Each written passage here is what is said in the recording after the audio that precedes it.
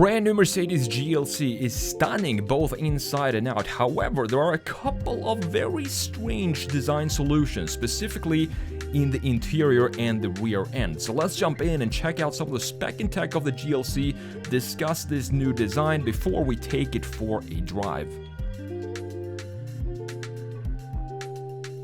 Hey guys, and welcome back to the channel. Today we are having a look at this beautiful 2024 Mercedes GLC 300. Now, I've been driving this for about a week, and I have to say I'm pleasantly surprised with how this thing drives. You have, of course, different drive modes that we're going to talk about when we take this for a drive later on in the video. But we also going to talk about this design because it did a couple of changes for the 2024 model. Most of them happen right here in the front end, some changes in the rear as well. But before we do that, let's have a look at what's underneath the hood of this 2024 GLC 300.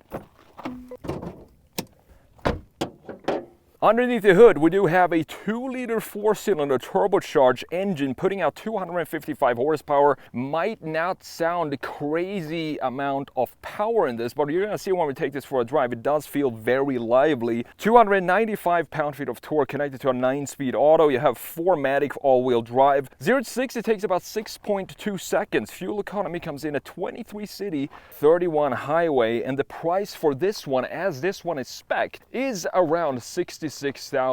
However, it starts at around $50,000. So with that said, let's close down the hood and let's have a look at this design. Starting with the front end design, what's new, instantly you can recognize this as a 2024 model, is if you look at the headlights, we now have a connection to the grille itself with this piece. So the glass of the headlight itself sticks into the grille, where into the 2023 model it was cut off right here. We also have brand new headlight design. The internal pieces of the design is new. And I do like that we do have brand new daytime lights with these ellipses right here, and you can see the big indicators stretching across the entire length of the headlight itself. And up top we have a nicely sculpted hood for this 2024 model.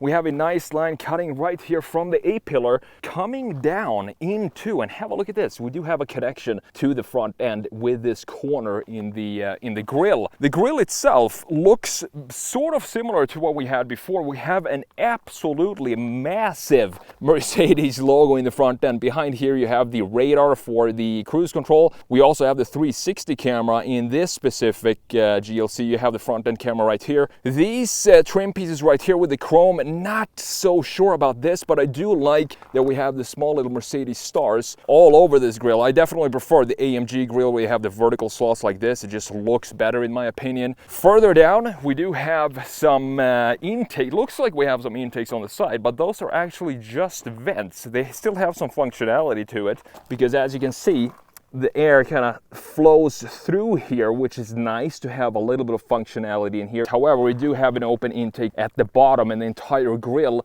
is also completely open. So overall, the front end design of the new GLC, I think they nailed it. We do have more of a frowning grille these days instead of having this more elegant smiley face like we used to have in Mercedes. But I do think it suits definitely the SUVs to have this type of grille. Coming around to the side view, when I got this car, they told me they just switched out the wheels to the winter tires. So these are the 19-inch winter wheels and tire setup that you get for the GLC. Sort of looks like a beautiful 5-spoke summer wheel, but these are 19 inches, 235 millimeter wide in the rear and in the front as well. If you have the summer tires, you're gonna get the multi-spoke wheel design, which I definitely prefer.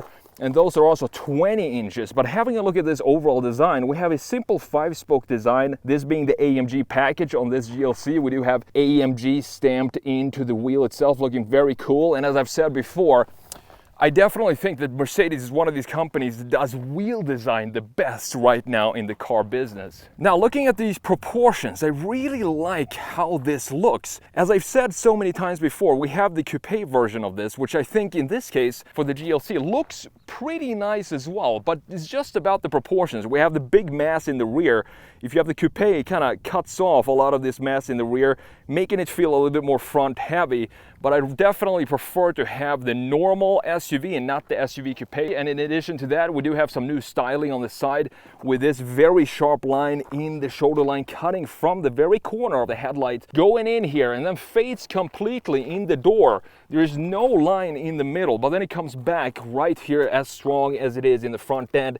And guess what? It connects to the corner of the taillight. Further down, we do have another line cutting through in between the axles, removing some of this mass. And last but not least, we do have an unpainted side skirt that sticks out very far here. And I do like this because it adds some sportiness to the design, and it also makes the side of the car hug the road better when you have that implemented in the side. Now, this being equipped with a 360 camera, you do have the camera mounted right here in the side mirror. We also have a beautiful looking LED strip for the indicator. I also like that the side mirror itself is mounted on the door instead of having it mounted here. This gives it more of a sporty, exotic feel to it. No chrome around the greenhouse. You can see that it's all blacked out in gloss black, which is definitely something that I would pick for this. You still get some chrome in this car though. For example, right here in the door handles and of course in the wheels as well. So I do think it sort of suits the Mercedes to have a splash of chrome coming around to the rear end of this nautical blue metallic Mercedes GLC 300. I do like this paint. You do get a little bit of dark blue shades in here in this metallic feel. I think it looks beautiful. There is one massive disappointment with the rear end. We're gonna talk about that in just a second, but let's start with the good things. We have Mercedes right now designing their cars to be properly planted, specifically their SUVs. Just have a look at the muscle that goes around here. Very soft. It looks even better on the GLE. And I think with the 20-inch wheels, it would look fantastic on this as well, even though it still looks very good with the 19s.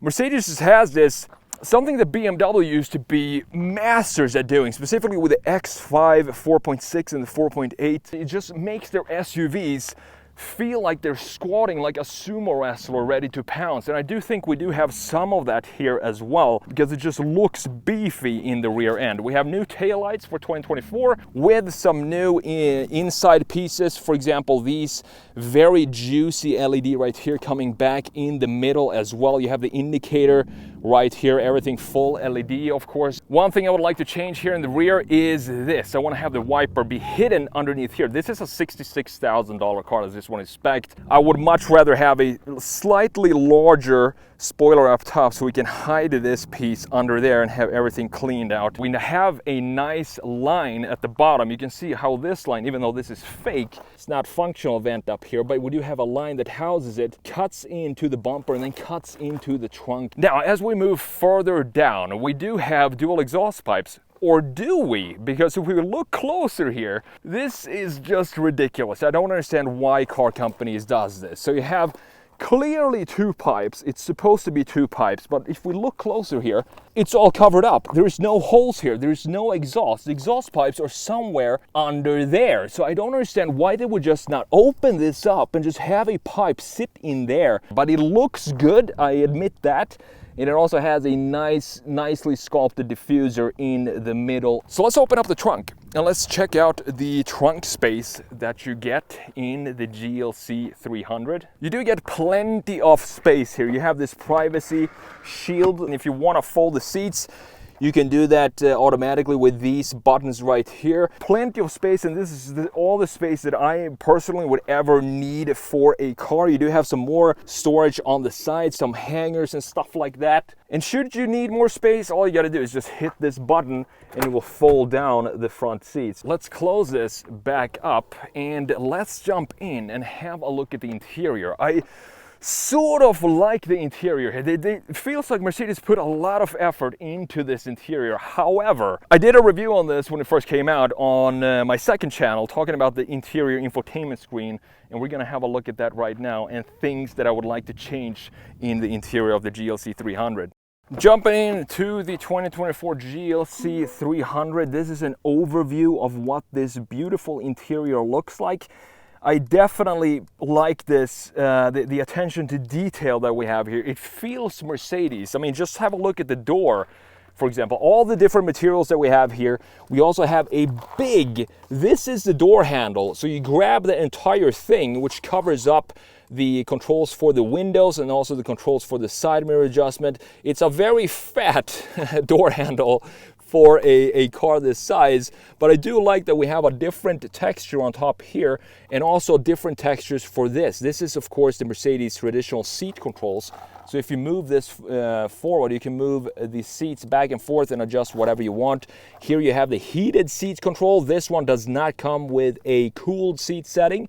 But overall, a beautiful looking door, and also the interior in general just feels upscale, and this is what you want from a Mercedes. So let's jump in here and talk more about the features and things that you get in the 2023 GLC. So let's fire it up. Right in front of me, we do have a 12.3-inch fully digital gauge cluster. Now, looking at it from a driver perspective, you can't really see that this is a just a screen without a housing, but when you look at it from a side, it definitely becomes clear that this does not have any sort of housing to it. I haven't had any issues with glare or anything like that, which I thought I would have with this type of layout. And if you want to, you can configure this to have whatever setting you want. So you have destinations, we have zoom, we can change the complete layout of the gauge clusters to be completely different from each other. I personally prefer to have it in just the classic version right here. And if you want to, you can even bring up the entire map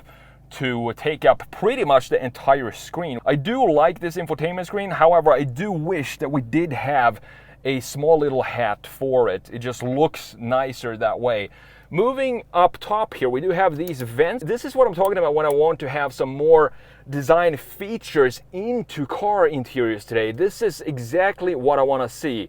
A bunch of different levels to the vents themselves, and they look super nice. Up top, we do have the head-up display. I'm not sure if you can see it right there in front of me. Now, in the middle here, we do have an 11.9-inch infotainment screen. The thing about this, if you look at it from this angle, you can see that it has this slight angle to it to the right side, and it's only 6 degrees. And it's so annoying to me because I just want to take this and straighten this up, because I want to have either a very substantial angle to it, more than 6 degrees, or I want to have it be centered, in line with everything else that goes on here.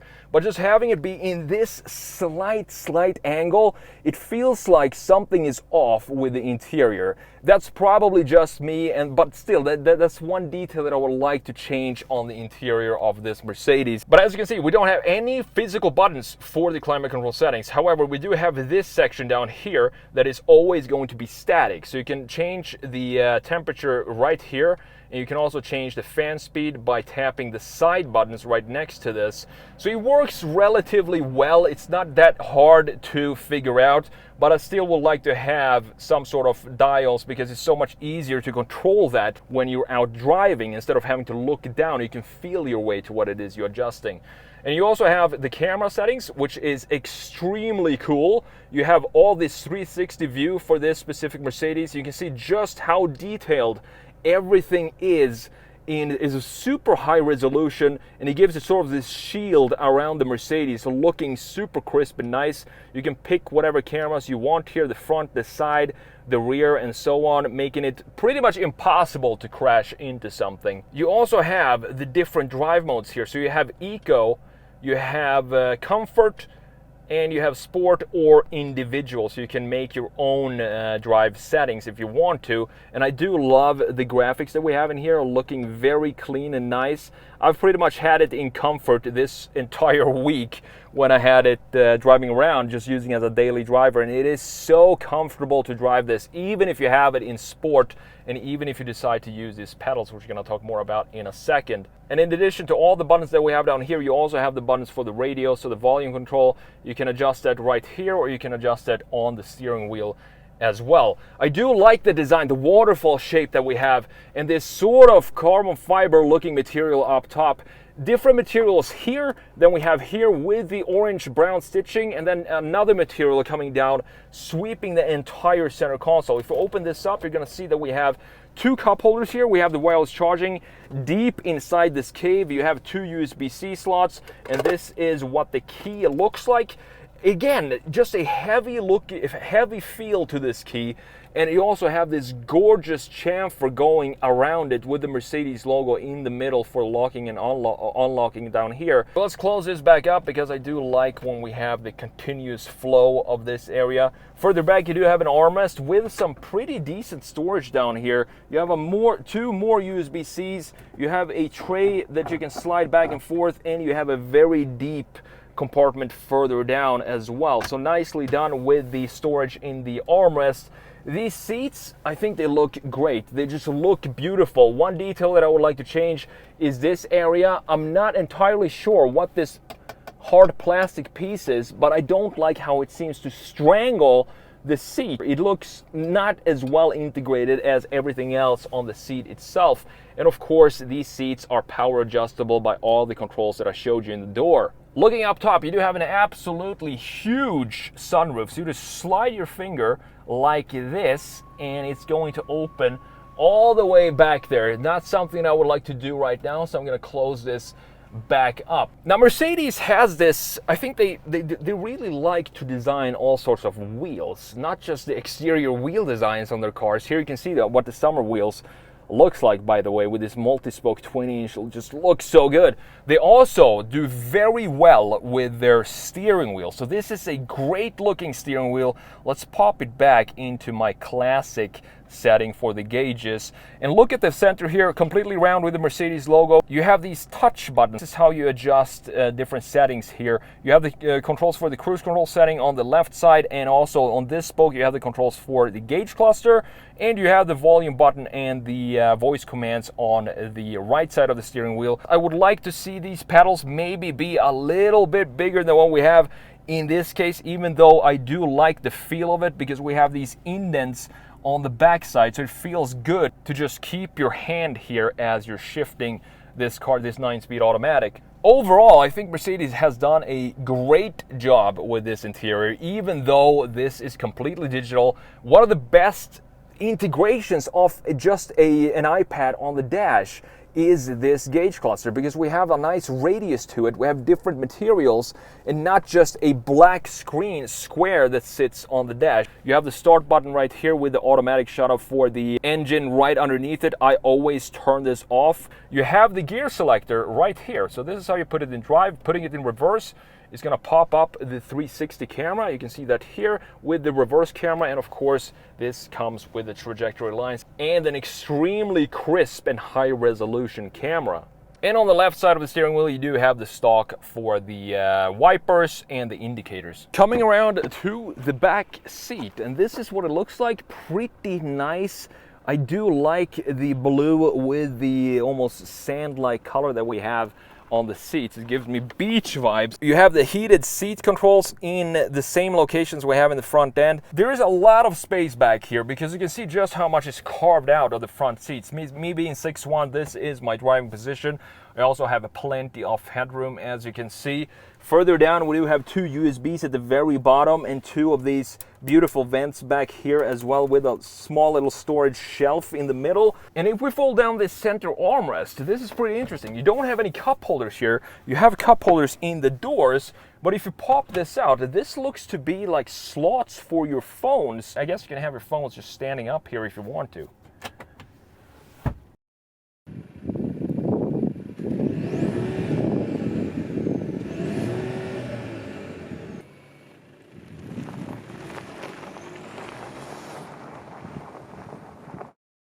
Taking the gorgeous 2024 Mercedes GLC 300 for a drive out of this very bumpy parking, gravel parking that is not super smooth, but having this, I think we actually have it in sport now, and it's still very comfortable. So let's put it in the comfort to start with. The reason why I'm so surprised by this, I guess I shouldn't be surprised because it is still a Mercedes, but I thought that Mercedes had maybe been diluted a little bit when it comes to their normal everyday SUVs and not have that Mercedes-ness in them. But they haven't. This one is not lacking in that. It's so comfortable to drive, and it would be a you know, I can't imagine having this in the GLC. Do they make the 63 with the GLC with like 600 horsepower in it when it looks this good and this planted? It would just be a fantastic car. The only thing with the interior here is this screen in the middle, but honestly, as I've been driving this now for a few days, it doesn't bother me as much as I thought it was going to bother me with this angle that we have on the infotainment, 6-degree angle that we have on the infotainment. It's not a big deal. Basically, everything else of the car just erases this issue that I have with the infotainment screen. Even the gauge cluster, it just looks fantastic, super crisp, super high resolution as well, and everything in here feels solid. However, there is one detail in the rear. I'm not sure if you're going to be able to hear this on this specific drive, but there's one detail. When you're driving this over small bumps, you can hear a bit of a rattle in, I think it's the trunk that makes that rattle. I'm not entirely sure. I do believe we are rolling on all-season tires because the road noise is fantastic as well, even if these are the winter tires. I just can't hear any sort of road noise at all. So let's put it into sport as we come up to this main road, and also let's put it into manual and use the shifter. So let's go.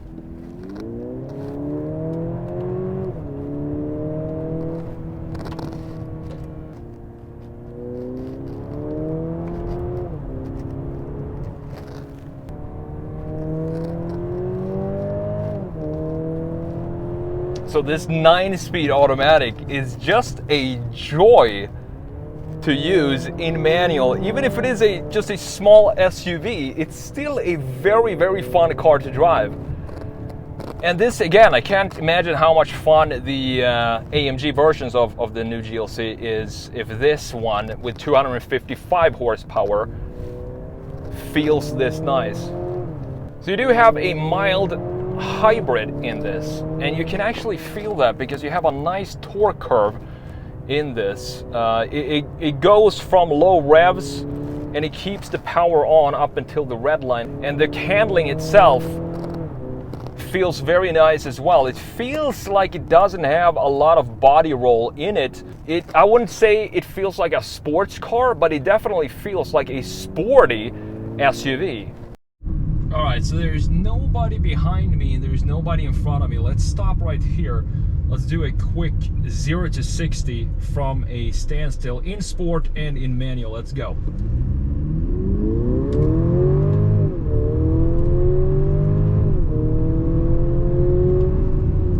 It is pretty quick for 255 horsepower, and it sounds really good too.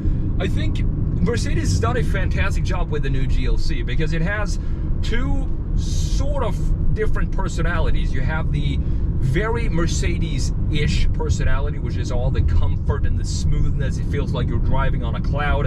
And if you want to, in this case, you can actually make this into a very fun car to drive if you put it in sport and use the panels with the 9-speed automatic. So overall, a great package by Mercedes when it comes to not just the driving of this GLC, but also the design.